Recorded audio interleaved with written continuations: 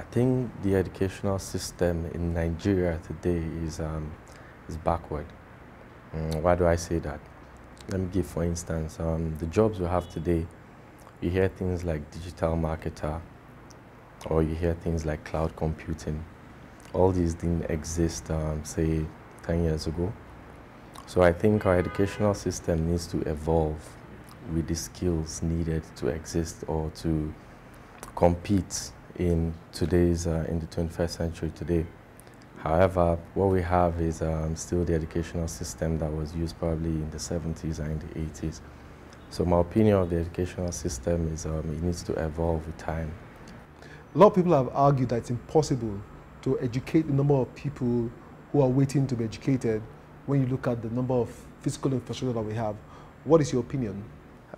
If you run the numbers, when you're talking of physical infrastructure, the amount of physical infrastructure we have, like schools, cannot match up to the amount of out-of-school children. Not to even talk about the in-school kids.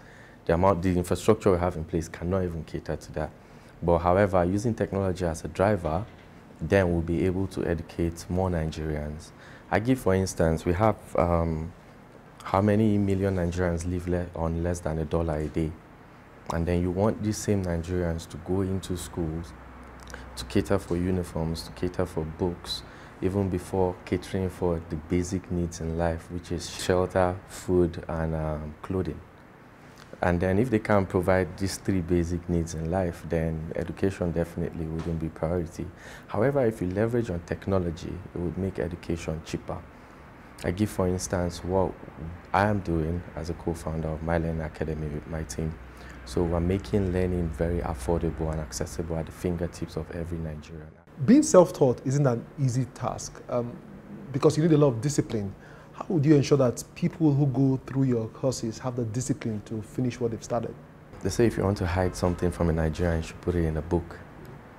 So I tell you, that's a very, very pain-tasking process because it actually takes a lot of discipline for someone to self-learn at his own pace, unguided. However, what we've done is we set up a virtual classroom of My Learning Academy.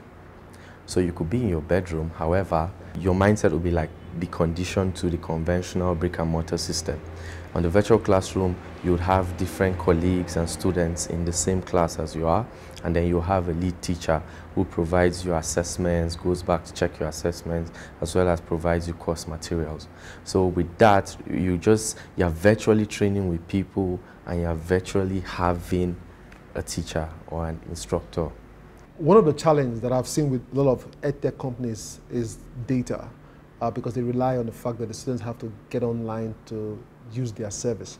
How would you deal with that? We're pretty much aware that data penetration in Nigeria is pretty low, and I think I was looking at the statistics some weeks ago as to the amount of internet users by the different MNOs, mobile network operators. It was very, very low. However, what we have done is it will not depreciate, it will just only keep appreciating. Like data penetration will only increase. However, what we've done right now is we've brought up like the different fundamental or building blocks in terms of education and have bundled it into 2G technology. So for instance, we have something called the Learn English service. Now the purpose of the Learn English service is to train and teach individuals in underserved regions who do not have access to data. So with a future phone, you could have access to this training material by just sending a keyword to a short code and learning English every single day. Dayo, what has been your experience being a startup operating for the northern part of the country? As a startup operating from the northern part of Nigeria, it's been more challenging as compared to operating down south, say Lagos. You don't have the opportunity to access certain privileges, such as access to a network and then sharing your success stories. I mean, we don't often get this opportunity to share our success stories to get people to know what we're trying to do and what challenge we're trying to solve. So, but however, with Startup Arewa and working off the Startup Arewa hub, it's been better. We've gotten access to a network of individuals and organizations that have helped support in different ways in terms of mentorship, in terms of access to grants, in different ways. What kind of support do you think that your startup needs to truly survive? Support from the government, support and endorsement from different educational bodies, and grants from different organizations as well. Why do I say support from government? Because, I mean, when you're dealing with a very sensitive sector like education, if the government isn't behind you, your penetration level will be very, very low.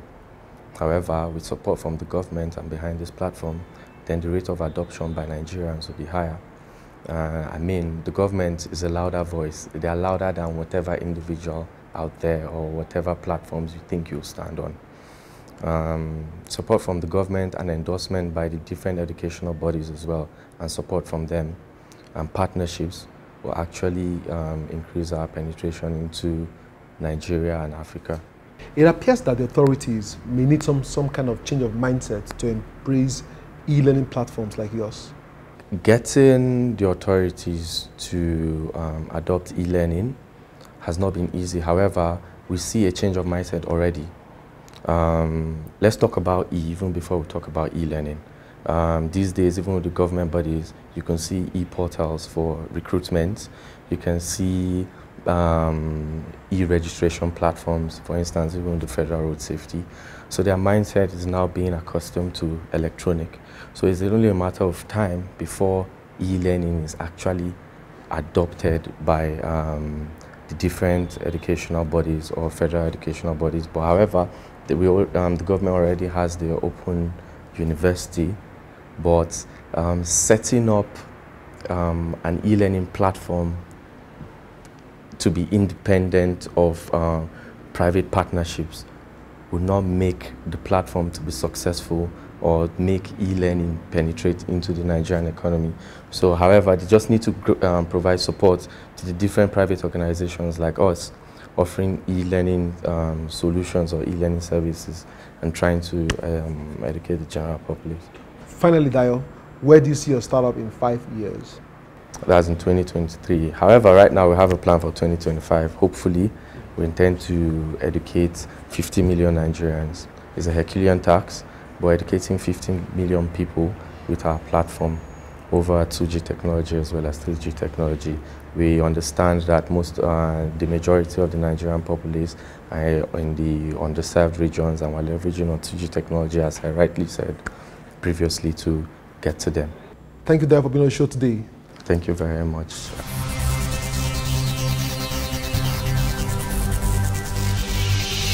Dayo Akinpelumi, COO, My Learning Academy, has been sharing his thoughts on some of the ways technology can be applied to improve education in the country. Reality is that Nigeria may not have the funds nor infrastructure required to educate a rapidly growing population. That's why we must be willing to look at unconventional means of educating our people, particularly through the use of mobile technology. The big question is, are policymakers ready to support startups in this field? Only time will tell. That's our show for today. Please follow us on social media, and don't forget you can watch these and previous editions of the show on the Channels TV YouTube account or via my blog cfatech.ng. For Tech Trends, I'm Chukwemeka Agbata.